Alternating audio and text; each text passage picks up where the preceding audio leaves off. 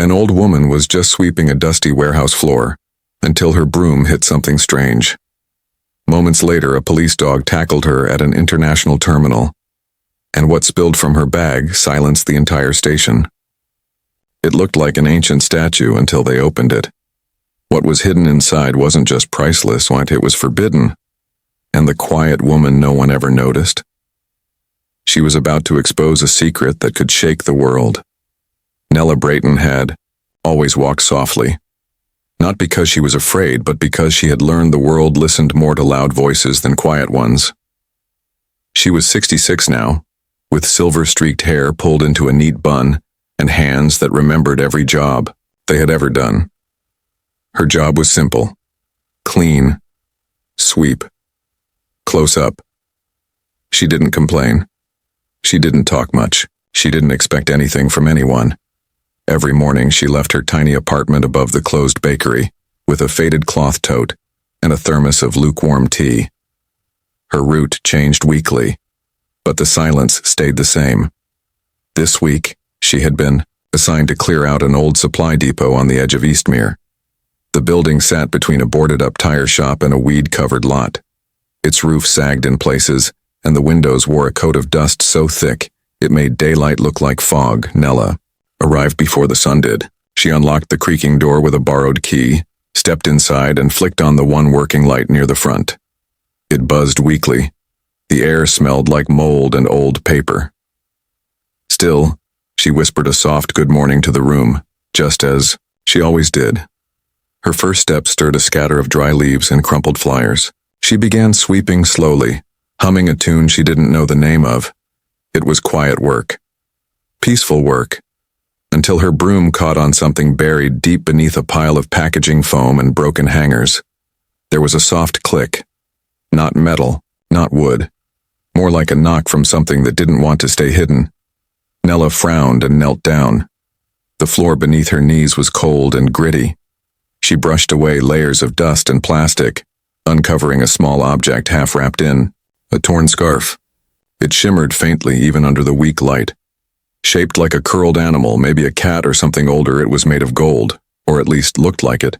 Tiny symbols circled its body, worn by time but still sharp in places. What on earth? She whispered. Her first thought was that it was a cheap souvenir. Her second thought was silence. Something in her chest tightened like the air had grown too still.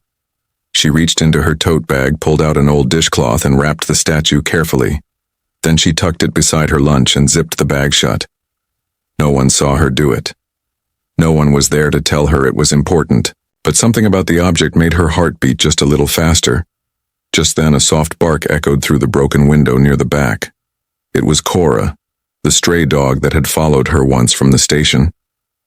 She came by often now, a quiet companion who asked for nothing but the crust of a sandwich and a warm look. Nella walked to the back door and opened it slowly. "There you are," she smiled. Cora barked again, but this time it wasn't playful. She sniffed the air, tail stiff, eyes locked on the door behind Nella. "What is it, girl?" Nella asked softly, turning to look. A shadow moved just past the warehouse window. It was quick, too quick for her to tell if it was a person or just the wind playing tricks. Still, she felt something then. Not fear exactly, but a sudden sense that she was no longer alone. She closed the door gently and stepped back inside. Just nerves, she told herself. But she kept the tote close for the rest of the shift. Didn't leave it by the chair like usual. And each time she moved, she felt the small weight of the statue pressing against her side. By the end of the day, she couldn't stop thinking about it. After washing her hands and locking up, she sat on the steps of the depot and pulled out her phone. The screen was cracked and the keys stuck sometimes, but she typed in the words anyway. Golden animal statue. Strange markings. Ancient symbols. Museum contact. Most of the results looked fake or too fancy to be real, but one image caught her eye. It wasn't exact, but it was close. Something from South America. Possibly ceremonial. Labeled as untraceable. Nella blinked. She closed the phone and stood up. The wind had picked up, blowing small bits of trash down the sidewalk. Cora was gone now, vanished into the evening mist like always. That night, Nella placed the wrapped object on her bedside table. She didn't know what it was or where it came from, but she knew she was supposed to find it. Somehow, she was sure of that. In her sleep, she dreamed of old cities buried in jungle, of voices she couldn't understand whispering from the past. And in the middle of it all, a golden object resting in the palm of her hand, warm and waiting. She didn't know it yet, but something had been set in motion, something that would soon reach far beyond the dust and shadows of that forgotten building. And all because one quiet woman chose to notice what others had thrown away. Nella Brayton stood at the edge of Bellward Central Station, her faded tote slung over one shoulder, her fingers wrapped around the strap tightly. She wasn't sure why she had come. Maybe it was instinct. Maybe it was hope. Something inside her said the answers she was looking for might be found here, where people from all over the world came and went without notice. Inside the station, it was chaos in motion. Travelers rushed across gleaming floors.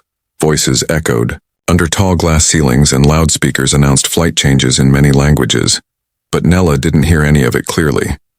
Her thoughts were wrapped around the golden object hidden in her bag, still wrapped in cloth next to her lunch. She found a quiet corner near Gate 12 and sat on a bench. Her heart beat faster than usual. Maybe someone here would know what it was. Maybe someone would listen. She had no appointment, no connection, no title, only a feeling. 5 minutes passed, then 10. People passed by without looking her way, and just when she was about to stand up and leave, a bark rang out, loud, sharp, and urgent.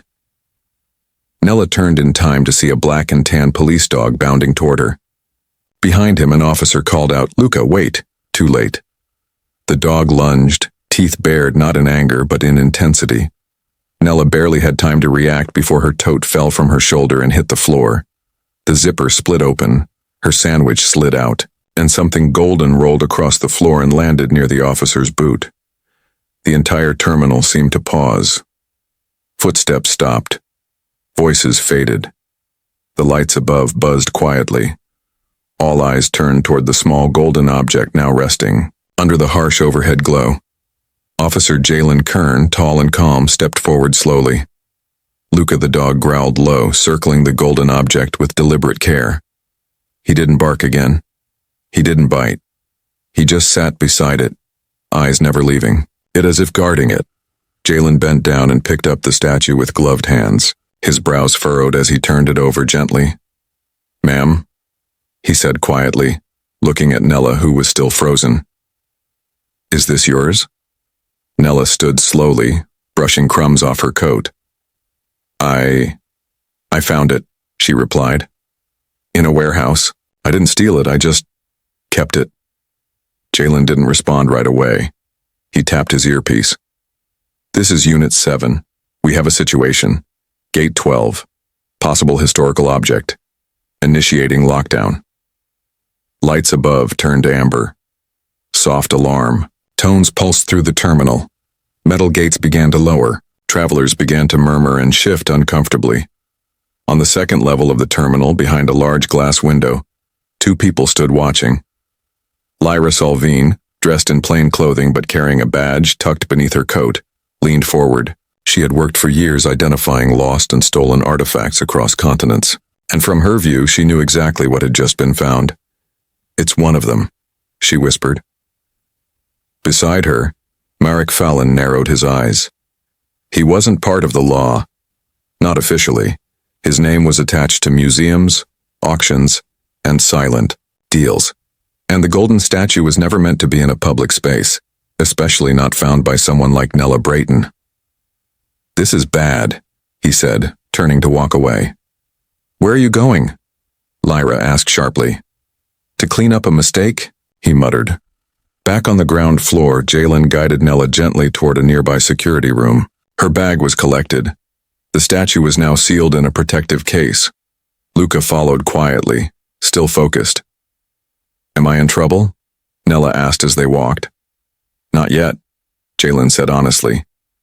"But we need to know what this is, and how you came to carry it." In another part of the terminal, a young woman with a camera around her neck had been watching everything unfold. Ayla Trent was a freelance photojournalist working on a piece about ordinary workers in busy spaces. But what she had just seen was anything but ordinary. She zoomed in and snapped a photo of Nella's face, creased, gentle, filled with confusion and quiet fear. Something about her expression stayed with Ayla. This wasn't just a mistake. It was the beginning of a story. A big one. Above them all, the terminal's loudspeakers returned to silence. The usual announcements stopped. Security. Agents moved quickly but quietly. Passengers were told to remain calm. And in that strange stillness, a single question echoed through every hallway, behind every cautious breath. What exactly had this woman brought with her? Nella sat alone in a small room, the noise of the station, now far away. In front of her, a tray held the statue under a cloth. A man in uniform watched from the door. She looked down at her hands. They were still shaking. She had only wanted to learn what it was. Instead, the whole world seemed to have noticed. What she didn't know was that outside that room, her name had already been marked. Some as a witness, others as a threat. But for one person, she had just become the reason everything was about to fall apart. And all she had done was pick up something left behind. Nella sat quietly on a hard chair in a small white room. The light above her buzzed faintly. Her hands rested in her lap, folded, still.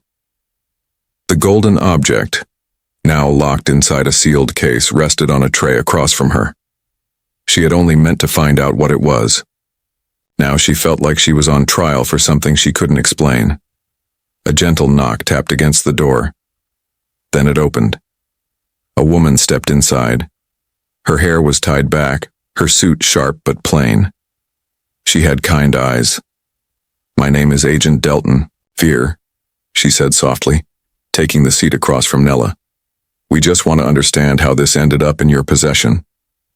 Nella nodded. "I work in cleaning. A warehouse. I found it in a pile of trash. I thought maybe it was just some broken decoration. It didn't feel right to leave it there." Delton studied her. There was no fear in Nella's voice, only honesty, and maybe something deeper, like the quiet strength of someone used to being ignored yet never bitter. "Thank you for telling the truth," Delton said. "We're still examining it, but we believe it's more than just a statue." Meanwhile, across the city, a lab inside the Cultural Protection Division was alive with quiet urgency. Under bright lights, gloved specialists carefully turned the golden object in their hands. The surface shimmered under the glass, revealing not just carvings, but tiny lines along the base. One of the examiners, a man with decades of experience, ran his finger along a ridge. "There's a hidden seam," he said. With precise tools, he rotated a small engraved circle. A soft click echoed. The statue split gently open. The room fell silent. Inside the object, instead of jewels or coins, there was a sleek black data drive and a tightly packed roll of sealed documents preserved in acid-free wrap. The golden statue had been a shell, a perfect hiding place for something far more dangerous. Back in the station's security center, Ayla Trent scrolled through the photos on her camera. One image froze her breath. It showed a man in a gray coat walking away from the scene just after the police dog tackled Nella. His face was half-turned, unreadable, but something about him felt wrong. Ayla zoomed in and saved the file. She didn't know his name yet, but she had a feeling he was connected to all this, and she was going to find out how. In a high-security meeting room, Agent Delton Veer watched through one-way glass as the analysis results were delivered. Next to her, Lyra Solvine stood, arms crossed, silent. "This changes everything," Delton said. "Someone used the object to smuggle classified material," Lyra replied, "and that woman, Nella, walked it right into the middle of a public terminal." "Do you think she knew?" "No," Lyra answered without hesitation. "But someone else did. Someone planted it in that warehouse. They both knew what came next. They had to find the source. They had to find the people behind it." And quickly, in the building next door, Merrick Fallon watched the chaos unfold from a small cafe booth. His fingers tapped nervously against a paper cup. He had been paid to place the object into storage, quietly without drawing attention. Now, that plan had failed. Too many eyes now, he muttered. His phone buzzed. A message flashed across the screen. New route in place. Backup drive still active. Clean the trail. Merrick stood up, slipped the phone into his coat, and disappeared into the crowd. Back in the interview room, Nella leaned forward slightly. Is it dangerous? What I found. Agent Delton paused, then nodded. It might be. Not to you directly, but it could affect a lot of people. This item was not meant to be lost or found. Nella looked down. I only wanted to know what it was. And that's exactly why you're important, Delton said. Most people would have ignored it, or sold it. You didn't. You paid attention. And you came here. Nella's lips curved into the smallest smile, not out of pride but relief. Someone finally saw her, not as a mistake but as a part of something bigger. Outside the room, Ayla showed her photo to a junior officer. Do you recognize this man? She asked. The officer blinked. I think he's a curator, museum consultant or something. Name might be Ellis Harwood, but I've heard whispers that he goes by other names too. Ayla's heart raced. Can you get a match? I'll try. Back at the cultural lab, the documents from the statue were now spread across a long table. They revealed agreements between major museums, hidden trades and transactions that had never been reported. It was a map of lies, and someone had used art and culture to cover it all. Agent Delton received the update by phone.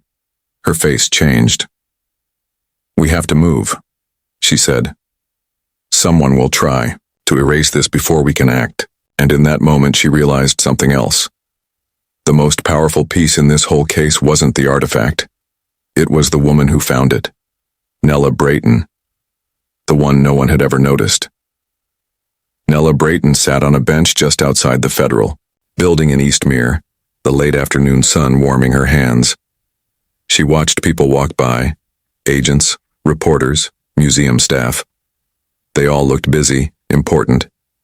She still wasn't sure what role she played in all this, but she no longer felt invisible. Inside, in a closed-door meeting room, the documents hidden inside the golden statue had started something large. They had revealed names, routes, and secret agreements that had been kept buried for years. Cultural relics from small nations had been moved across borders, labeled as donations, but in truth they were sold, traded, or used as favors in silent deals. The weight of what Nella had found was finally being understood. Ambassador Lyra Solvine, who had once worked quietly behind the scenes, now spoke boldly in front of a room filled with leaders. These weren't accidents, she said. They were designed to remain hidden until a cleaner found what none of us were willing to look for. Agent Delton Veer nodded in agreement. Nella Brayton saw what the rest of us ignored.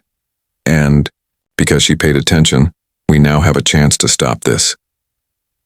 In the hallway outside that room, Nella was approached by Ayla Trent, the photojournalist. Ayla had just published a feature called The Woman Who Broke the Silence. It had already gone viral. You're becoming a symbol, Ayla said gently. Nella blinked. For what? For what can happen when someone pays attention, for how truth doesn't always need noise. Sometimes it just needs someone who doesn't look away. A few days later, Nella was invited to the City Museum for a private event. She wore her best coat, the same soft gray one she'd patched herself, and carried her usual tote. But today the tote wasn't for cleaning supplies. It held a handwritten speech and a small notebook where she kept things she wanted to remember. As she entered the main hall, people stood and clapped. Her name echoed gently through the space. She didn't expect it, didn't ask for it, but it reached her like a quiet song. On stage, Ambassador Lyra Solvine handed her a certificate of honor. This, she said, is not just for discovering something hidden. It's for reminding all of us that no role is too small to carry truth. Nella stood at the microphone. She cleared her throat softly and began. I never thought anyone would listen to me, she said. I thought people like me were just background. We clean, we fix. We notice things others don't, but we keep quiet. This time I didn't, and I'm glad I didn't. Her voice didn't rise. It stayed soft, steady, clear. And yet every person in the room leaned forward to hear. After the ceremony, she was approached by a girl with a shy smile. Miss Brayton, the girl said, I want to study history now. Because of you. Nella gently touched the girl's shoulder. Then you'll help protect it better than I ever could. A month passed. Nella was offered a new role, not as a cleaner, but as a community advisor for the International Heritage Center. She accepted it not for the title, but because she knew how important quiet observation could be. She still wore her same shoes, still carried the same tote. But now when she walked into a room, people listened. Officer Jalen Kern and his dog Luca visited often. They brought food, shared stories, and laughed with her like old friends. Sometimes Luca rested his head in her lap. It made her feel safe, in a way she hadn't felt for a long time. One afternoon, as she prepared to leave the Heritage Center, the receptionist hurried after her. Miss Brayton, she called, this came for you. The envelope was sealed in deep red wax. Inside, there was no letter, just a brass key and a card with elegant handwriting. A small home paid in full overlooking the Eastmere Gardens, because you saw what others chose not to. Signed, the Restoration Foundation. Nella stared at the card, speechless. It was real, verified, and it was hers. When she walked into the apartment for the first time, soft light streamed through wide windows. A gentle breeze carried the smell of flowers. On the coffee table sat a small sculpture, a replica of the golden statue. Beneath it, a plaque read, "Truth needs no crown, only eyes willing to see, and a heart willing to speak." That night, Nella sat by the window sipping warm tea. She opened her notebook and wrote something new. I thought my life was made of empty spaces. But I was wrong. It was made of rooms waiting to be filled. And today, they are. The city outside pulsed with movement. But inside, Nella felt peace. Not the kind that comes from silence, but from knowing you made a difference. Her story began with a dusty floor and a quiet question, and now the world would never forget her name, the woman who couldn't be ignored.